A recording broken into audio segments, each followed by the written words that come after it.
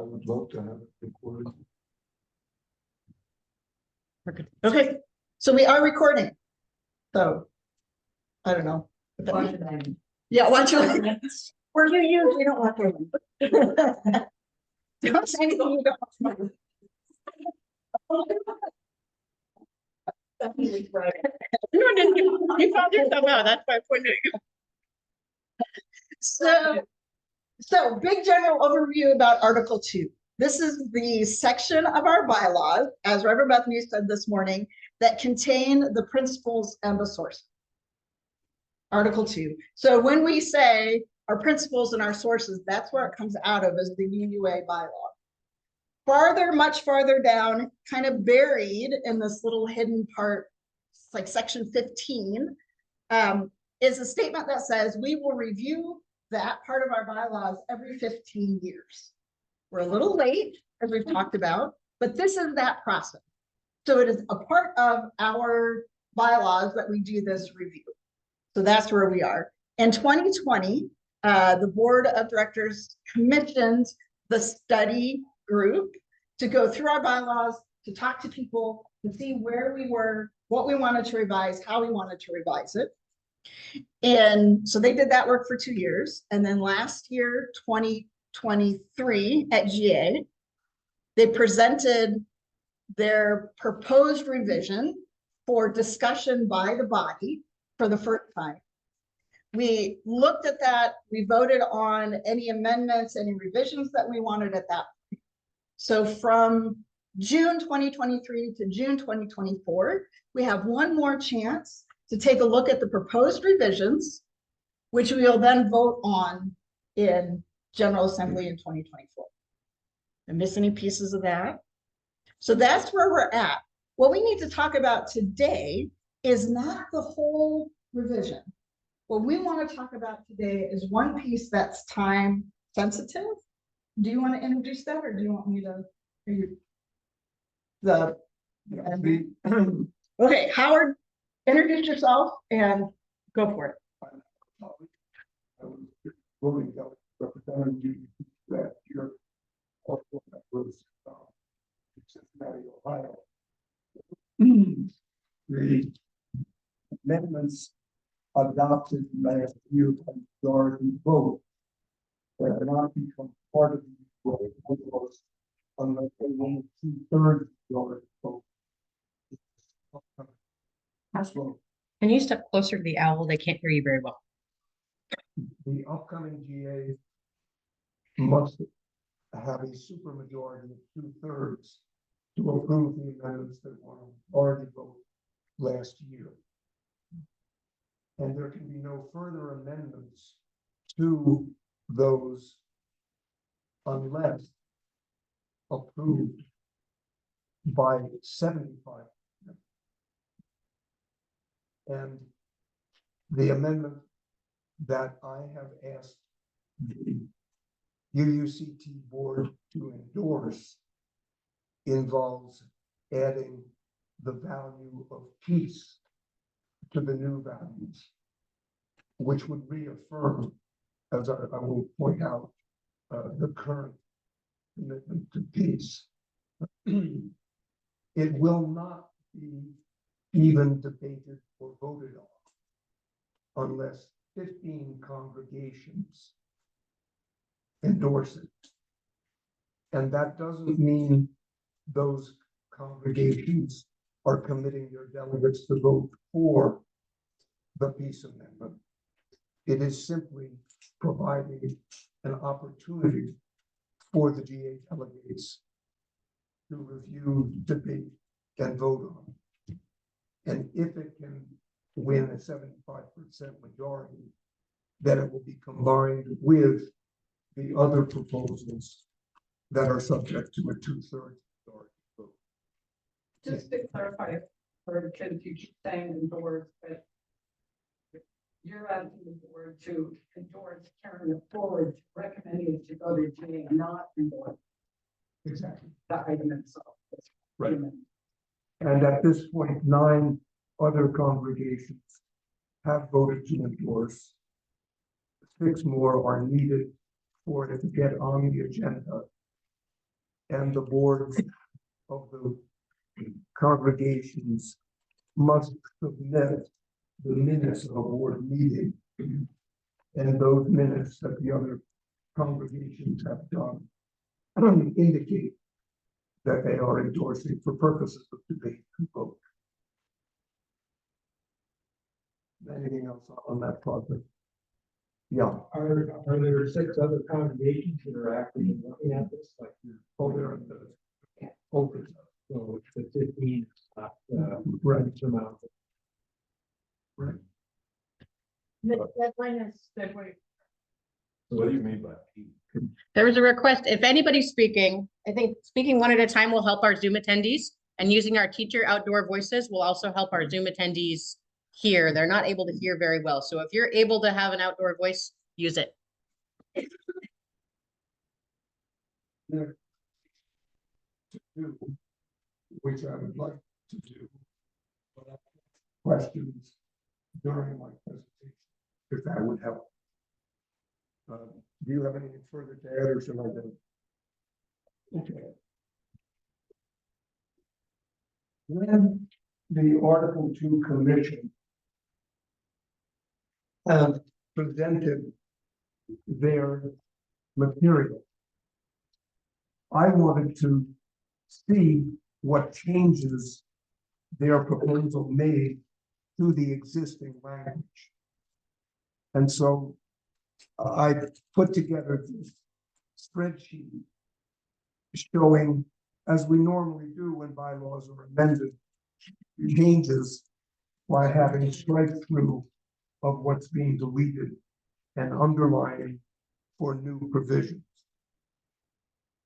And I have given a handout in the room, and we are displaying on screen that document. It's 3 pages, and I'd like you to scroll down, please, to the 3rd page. And in the room, those are printed front and back. In the section B 2.4 inclusion, toward the bottom of the 3rd page, you'll see underlined the phrase "who share our values." So that is additional language. We strive to be an association of congregations that welcome all persons. That's current language. And the proposed new language is "who share our values." So I then went back to the 2nd page of this handout, which compares the current 7 principles to the new values, which are in a floral pattern, 6 values surrounding a new core value of love. And so I was trying to identify what was carried over and what wasn't. And I discovered that 6 of the 7 values had been carried over, language from 6 of them, but 1 had not. And that was the 6th principle, which says the goal of world communities with peace, liberty, and justice for all. Justice is carried over as a new value, but peace, world community was not. And so that led me to work on an amendment that would include that value, which I hold very dear. And I collaborated with a UU from Delaware, who is the president of the UUCT ministry, as well as with the minister of my church. And the 3 of us crafted what you will see on page 4 of your handout, which is an amendment to add peace, or to reaffirm peace as a value.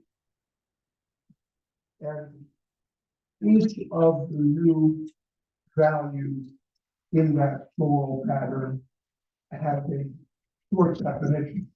of 2 or 3 sentences. And so each one of us contributed a couple of words to what we collaborated on as what we hope to see included in Article 2. And so the definition for peace that you will see here reads, we dedicate ourselves to peaceful conflict resolution at all levels. We covenant to promote a peaceful world community with liberty and human rights for all. Whenever and wherever possible, we will support nonviolent means to achieve peace. And that amendment was included on the agenda for discussion at the 2023 General Assembly. There were hundreds of proposed amendments, and only 15 were scheduled for discussion and debate in 2023. And each delegate was only allowed to introduce one amendment. And I had an amendment that I wanted very much to introduce, which would give a different definition of love. And so I introduced that amendment, and Matt Geckler introduced this amendment. And my proposed amendment for love was scheduled as the 5th of the 15 to be debated. And the peace amendment was the 15th to be debated. And the Article 2 Study Commission took no position either for or against the love amendment, which was overwhelmingly rejected by a supermajority, 75% against 25% for. And so I tried in trying to get the peace amendment back on the agenda to understand the reasoning why that happened, so that the peace amendment might do better than the love amendment did. The peace amendment never got debated because it was 15th on the agenda. Time ran out after consideration of the 13th amendment. And so some delegates said, we are so disappointed, we really wanted to have this discussed. And so we have been not changing anything with peace amendment, but we have been trying to develop a strategy to get it adopted this year. And you can see a rationale. We were allowed what the word was. And so I've explained the rationale piece of it there. And that's what I'll be doing here now. Even though I'm not asking the church to commit to supporting me, but I think the arguments for it make it worthy of discussion. And because it wasn't discussed last year, it's time to have that done.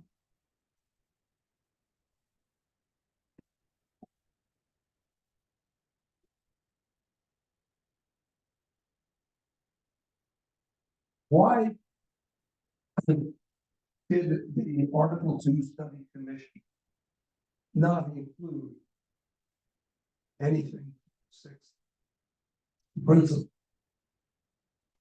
And my reading of their analysis is based upon the debate about the love amendment.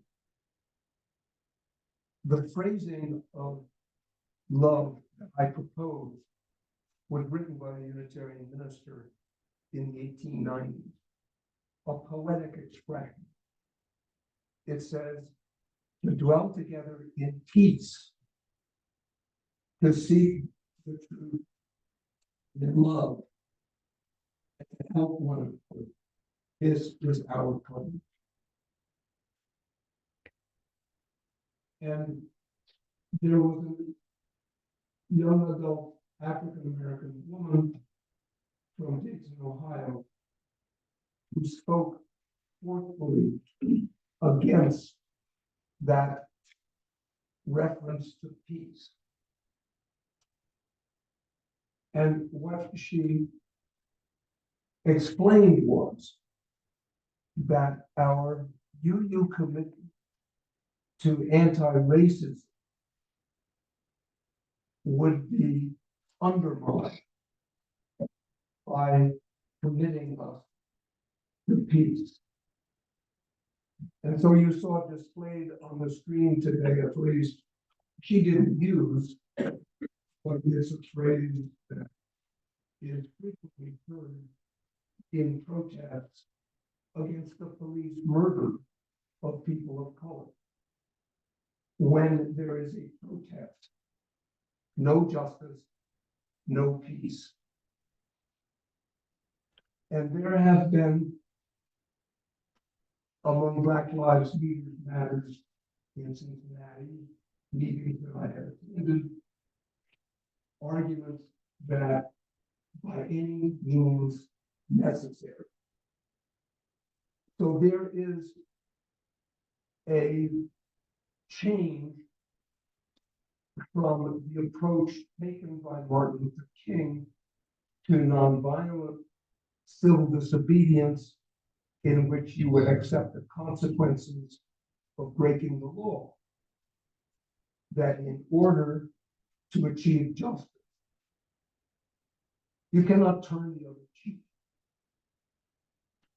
And so just as Nelson Mandela in South Africa was an advocate of violence to end apartheid, and we might support that, we do not want to limit ourselves in any fashion to purely nonviolence when in self-defense you are entitled to use force to protect yourself. So that was very helpful to understand what I would characterize as a contemporary progressive value that is a shift from what we might have back in the 1960s, when this very same issue, when there was a Black Power movement, when there were young adults who didn't agree with the Student Nonviolent Coordinating Committee, when there was an attempt to empower the Black community, that divided Unitarian universities at a General Assembly.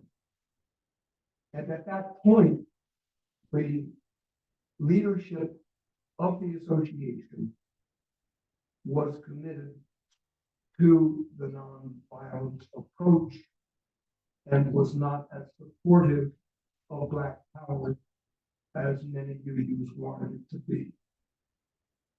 Since the 1960s, the leadership, the administration has become progressively committed to the no justice, no peace kind of. And there is a second dimension to the shift in values, which relates to the pain and suffering that people of color and LGBT members suffer when the insensitive members use language and terms that inflict pain and which makes them feel threatened that they are no longer safe because of the verbiage that people are using. And so that lack of compassion within the beloved community has led to a effort to hold accountable people who engage in what is seen as destructive behaviors that breach the covenants of love within our communities. And if you've read the recent press accounts about the congressional investigation of the university presidents who failed to silence the anti-Semitism on their campuses, who had been silencing racist speech, who had been silencing homophobic attacks, you can understand the kind of debate that has within Unitarian Universalists. And as a political scientist, I am using terminology that I hope will be nonpartisan as I characterize the divisions within the UUA movement. There has been a pushback against what is regarded as microaggression and the silencing of microaggression by traditional liberals in the UUA who argue on behalf of a free marketplace of ideas in which we can disagree even when we have found differences in values. We ought to be able to have an opportunity to combat negative ideas and keep those in the marketplace of ideas rather than by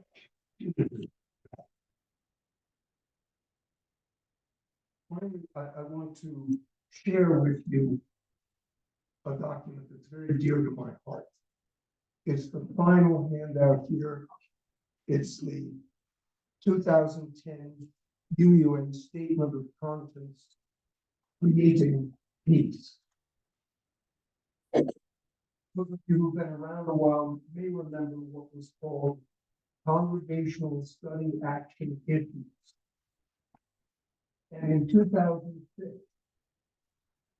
UUs began a 4-year campaign to study peacemaking. And it involved discernment at the congregational level and a protracted series of drafts about a resolution that committed our association to peace. And this is the end result of that was adopted at the 2010 General Assembly. The introductory section says, we believe all people have a moral responsibility to create peace. And the third point reflects the division we have had for over 200 years within our movement about what that means. So this indicates that we accept the right of individuals and nations to defend themselves and acknowledge our responsibility to be in solidarity with others in countering aggression. However, many of us believe force is sometimes necessary as a last resort, while others of us believe in the consistent practice of nonviolence. And in a marriage relationship, there has been such that disagreement. one of us is committed to Gandhian principles in all cases. The other partner recognizes the legitimacy of war. We can peacefully coexist as has happened within the union. So in the historical and theological context, there have been, whenever people begin killing one another, bitter disagreements among UUs. William Howard Taft, a member of First Unitarian Church in Cincinnati, was president of the Unitarian Association, and he strongly favored American participation against Germans in World War I. The minister of his church didn't. And their differences, I have to be correct, resulted in his departure. These are not easy questions to resolve. And we have, if we're all committed to peace, I think a moral responsibility to try and find a way of peaceful coexistence when we have these bitter divisions among ourselves. The next piece of this statement of conscience sets out theological principles that, in the context of Reverend Bethany's sermon today, talk about the connection between justice and peace. At this point in 2010, the statement reads, justice concerns the fair ordering of human relationships, including social and political relationships.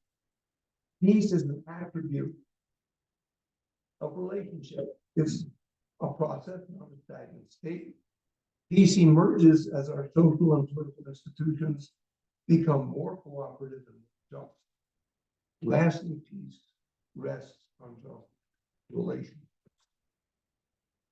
I think that's all I want to do at that point, but I do want to come back to this a little later. So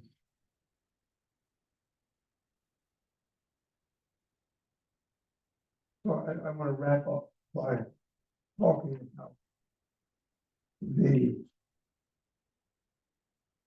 conflict between progressive, contemporary progressive. The traditional liberals, as I'm calling them, question the lack of democratic process that they saw in General Assembly, claiming that the delegates did not, in fact, represent the will of their congregations, that they were a self-elected group. And they organized what they called the Fifth Principle Project to try and bring about reforms in governance of General Assembly. And then when the Article 2 Commission proposed replacing the seven principles with a new statement of values, another what they call the Save the Seven Principles Project. And they have been organizing in efforts to get at least a one third.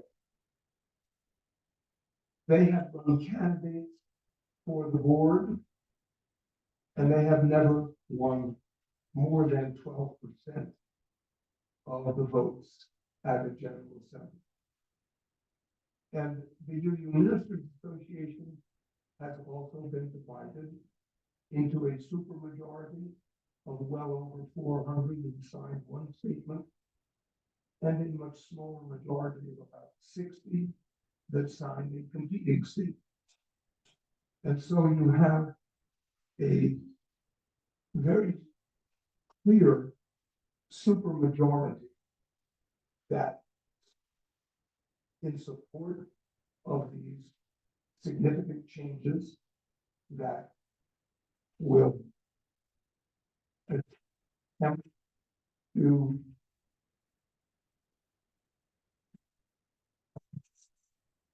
bring about these changes. Now, I want to go back to document and close with two theological principles that I think speak to me in terms. The first of those is the reflection of moral dualism, rejection of moral dualism. We reject as false the sharp separation of good and evil, refusing to assign individuals and nations into one category or the other. Moral dualism can blind us to our own and our nation's capacity for evil and to the inherent worth and dignity of those whom our nation labels as enemies. Individuals are not the only faith community that is confronted with this value conflict.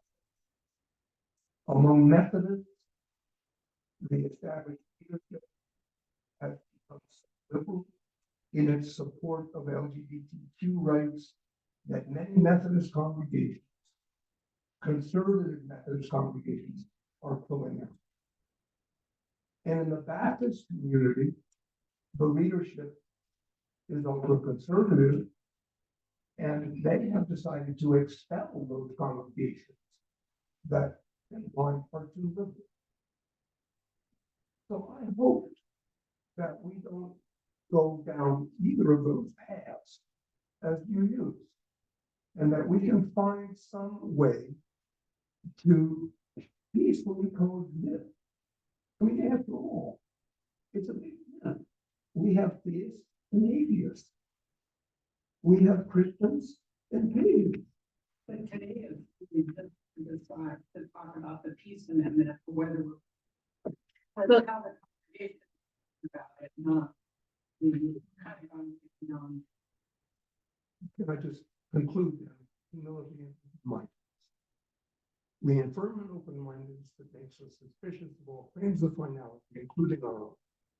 Humility allows us to take stands while remaining open to the possibility or that future circumstances may call for a different position. And I'm feeling it's connected to peacemaking because that's where we're at.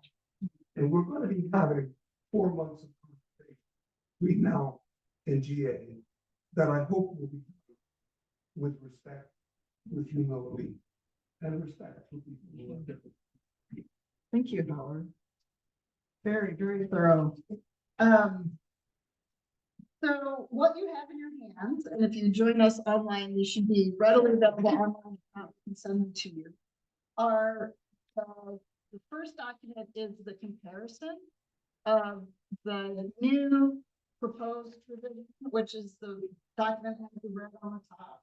That's the proposed. This is the comparison of the two side by side. And then you've got the proposal that will be, this is what Howard would like UUCT to get behind. And then there's one other handout in there, which is the rationale that Howard provided for us, which I don't think we have online yet. And to Jan's, all we need to do right now for February 1st is decide whether UUCT through board action wants to sign on for this proposal to be debated at General Assembly. That's all we need to do before February 1st, is decide whether we agree that this should be debated. Now, we're not saying it should be voted up or voted down, just should go to the floor for the delegates to debate. Is there clarity that we can provide on that part of the process? That's all we have to do now. If you want to get this, come to one of our discussions. To really did a fantastic job of having a discussion in which all this is one of Yeah, it was a really good discussion, and I think we all learned a lot. Right. It's covered all these pages, I'm still not seeing where I'm supposed to cut. Okay, so there's one at the top.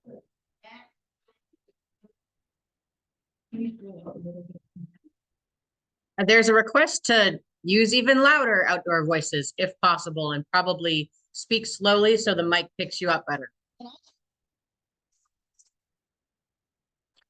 And stand really close. And we have a question. Okay. Hold on, we're trying to get to the right page. It's this one. It says that Bochler at the very top. That's the proposal that we need to let the board know whether we want them to agree that it should be. So the online question is. Can this amendment be amended on the floor at GA?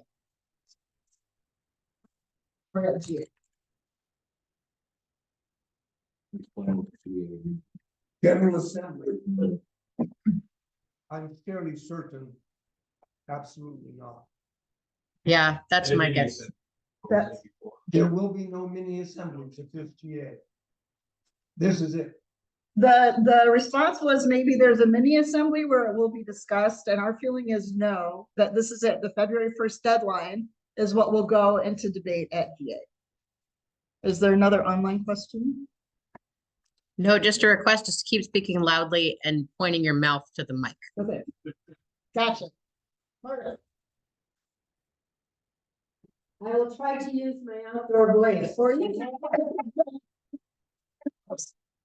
All right. I think that we should, that the board should, forward this saying that we think that it needs to be addressed. And I do it on the basis of a number of things. One is I think that ideas like peace are really important. So I believe that some of this is a real generational gap. I actually grew up at the time of World War II. I remember that we could buy things in the store, like a sewing machine that my mother wanted. We could not get a car because all of the efforts were towards war.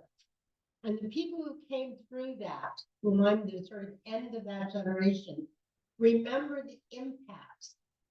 And I think we only need to look at the picture of Gaza, which just kill me.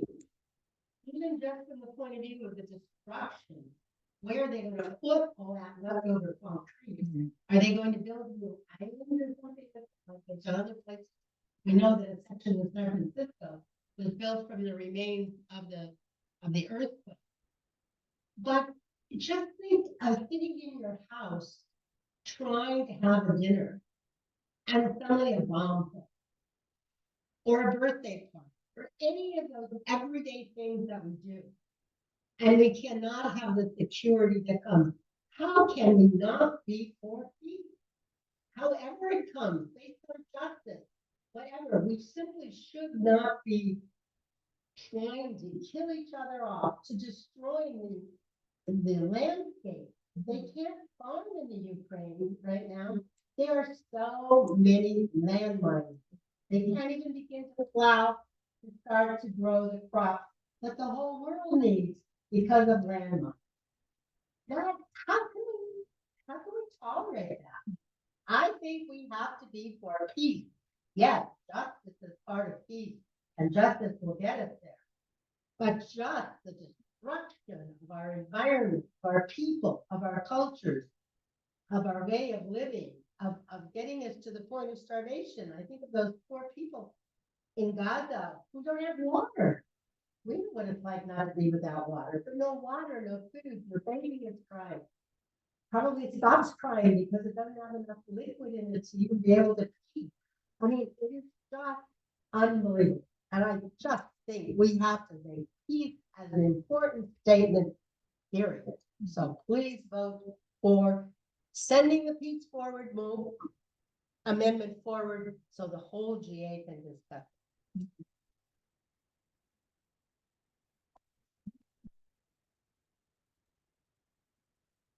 Is there anything else from the comments? Mm-mm. Okay, anything else in the room?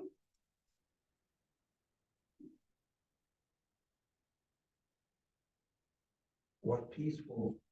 It is. I do- quite a bit. I do have a question. This is Um, what, Hi. So the statement of conscience, Howard gave that as a justification for why this amendment was being included. Can you tell us more about what a statement of conscience is, how that gets created or ratified?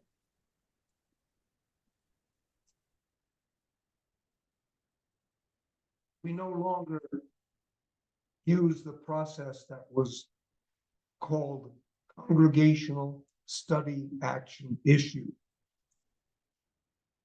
It was used frequently, not only to have a statement of conscience about religion, but we also had a statement of conscience about racial justice. And that was adopted at the GA in 2016.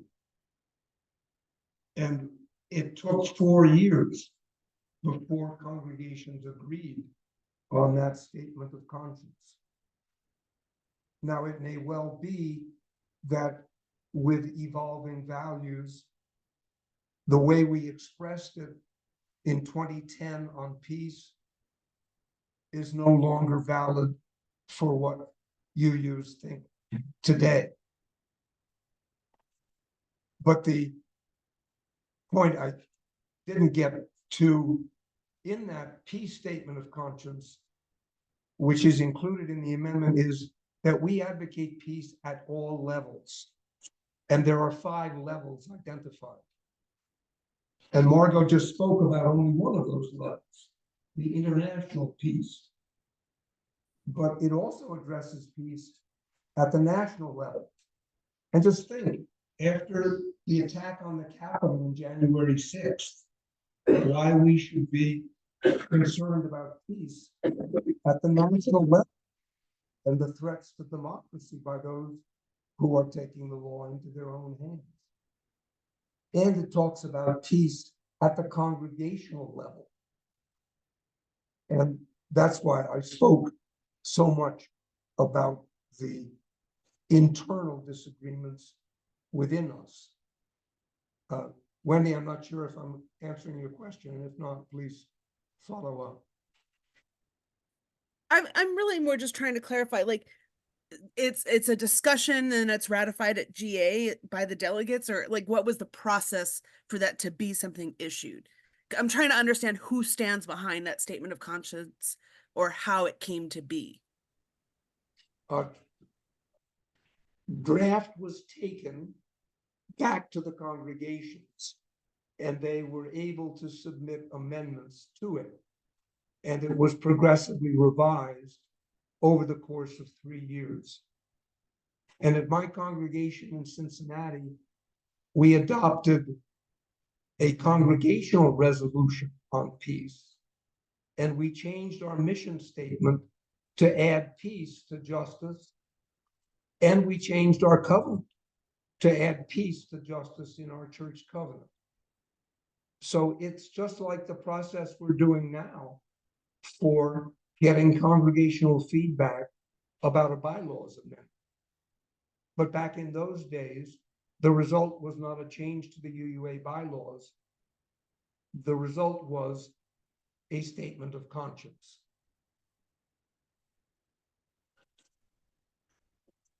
I don't know if Reverend Bethany might have.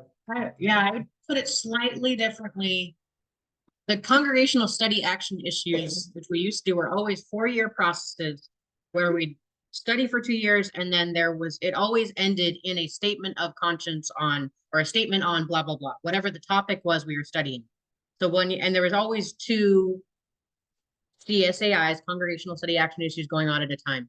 And this was the outcome of our studying, and it was surveys of congregations, and then eventually ended up the delegates voted to accept the statement of conscience on peace. The delegates to General Assembly, the same delegation that will be changing, that has the authority to change the bylaws in this case.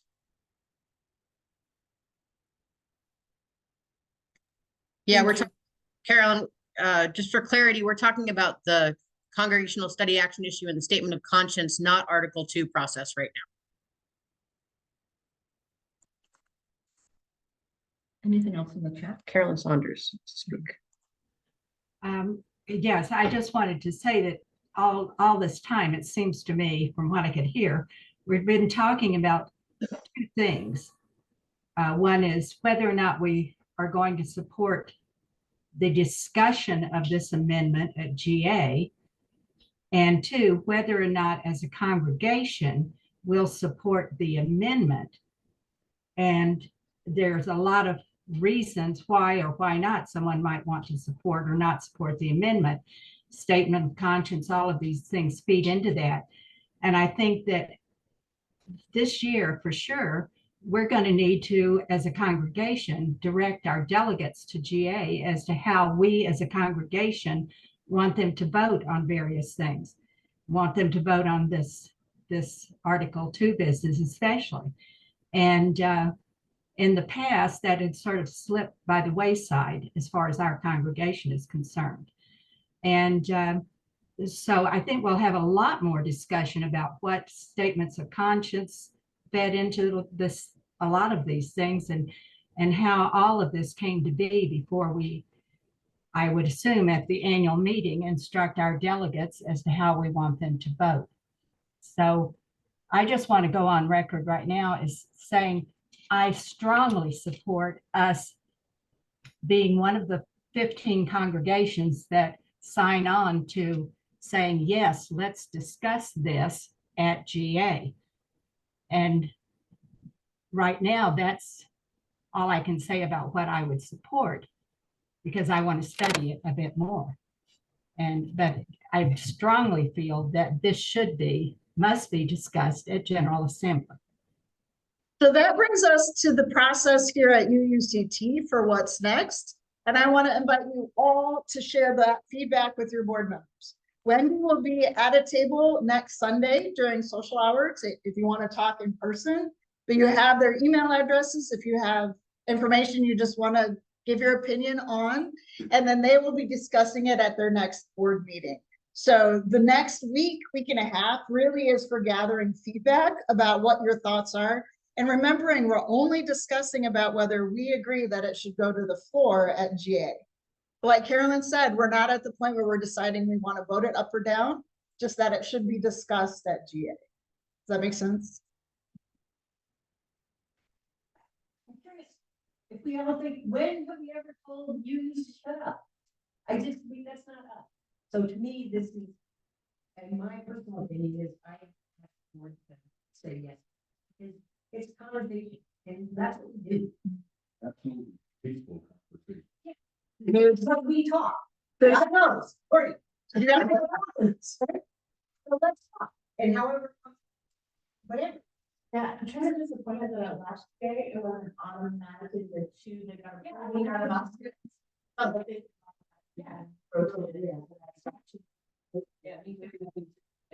You know, we can all raise our hands. Who thinks we should not talk? And we're like, what's his name down? I'll hold it in my hand.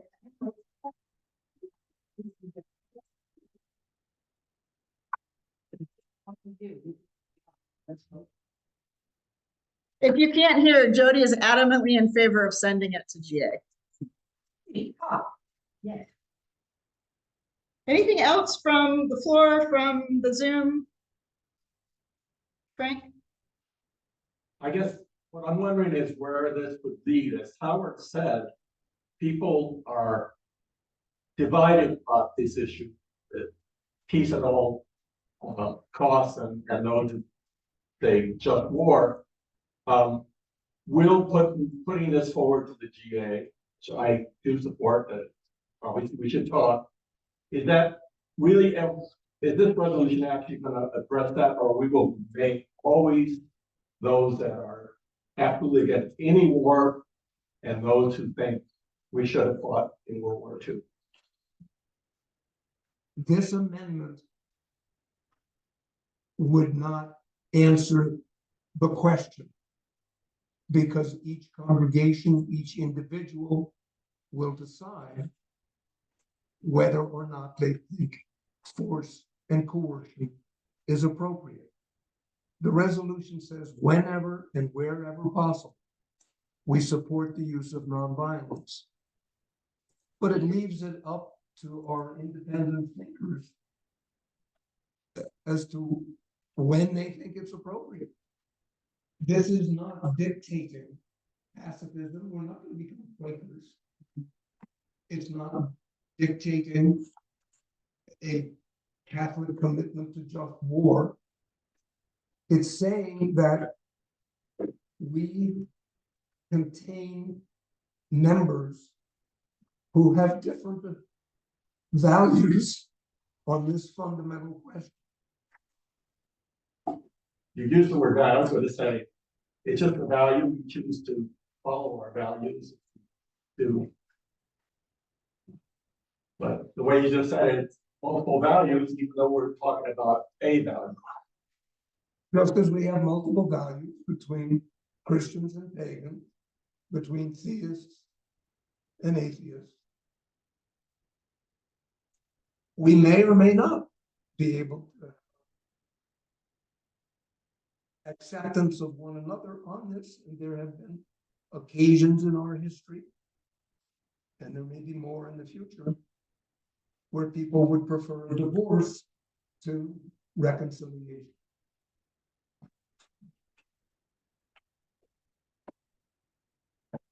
Anything else? Anything else from the Kelly. online? Anything else from the room? Thank you all. It's very clear. Thank you. Thank you for joining us on Zoom. Sorry, sound was icky.